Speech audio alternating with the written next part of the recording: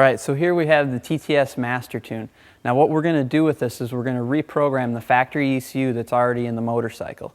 There's nothing that's going to stay plugged into the bike. What this does is this allows our laptop computer here to communicate with the computer that's in the bike. So once we're all done programming it, this will actually come out, nothing will stay in the bike, we're just changing the program. So let's get started.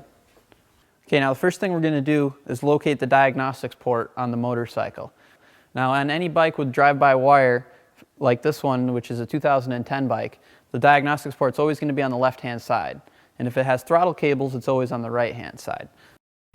And find our diagnostics port, which is right here. And then we're simply just going to plug our cable into it, like that. So now we're going to plug our interface into the cable that we just plugged into the bike.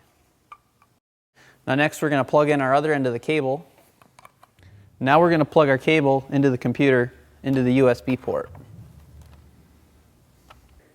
Okay, so the first thing we're going to do is we want to back up and save our factory calibration that's already in the ECU. So the way that we're going to do that is we're going to use the MasterTune program to actually make a copy of the file that's already there. So now we're going to save our factory calibration. So what we want to do, once we open up the MasterTune program, we've already selected the file that we want. In this one, we have a 2010 Street Glide with a 96-inch motor with a high-flow air cleaner, power cell head pipes, and crusher mufflers. So I've gone ahead and opened that map up already. The first thing we want to do is click File, and then we want to hit Save or Restore Factory Calibration. A little window is going to pop up, and we want to tell it a command. So what we're going to do is we're going to hit Save ECM Calibration. Make sure we have our COM port selected. On this one, we have COM port 5. Now we have to establish a communication with the bike. So what I'm going to do is turn the ignition to the motorcycle on. Now on our screen here, there's a button that says Get ECM Info. So we're going to go ahead and click that. So now we've established communication with the bike. So now what we can do is hit Save ECM Calibration. Now a little window is going to pop up, and it's going to ask us where do we want to save this file to. In this case, I want to just save this file to my documents. We can save it to a flash drive, anywhere on the computer you want to put it to. So we're going to put it, in this case, into my documents, and we're going to label it just what it is. It's a stock 2010 Street Glide. Now we hit Save. And then it's going to ask you for some vehicle information. I usually just abbreviate, hit SG for Street Glide. Engine size, 96-inch. Transmission, it's got a 6-speed. We can put more comments in there if we need to, but we don't need to in this case. So we'll hit OK. Now it's saving the factory program that's on the ECU. Usually just takes a couple minutes for this to load through. Once that's complete, what we're going to do is we're going to turn the key to the motorcycle off, let it set for 30 seconds, and what that's going to do is allow the ECU to reset.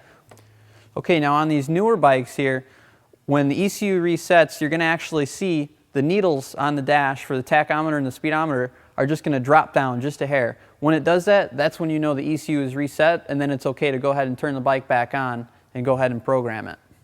Yep. Okay, now that our stock calibration is saved, we're going to go ahead and load in the new calibration that we've created.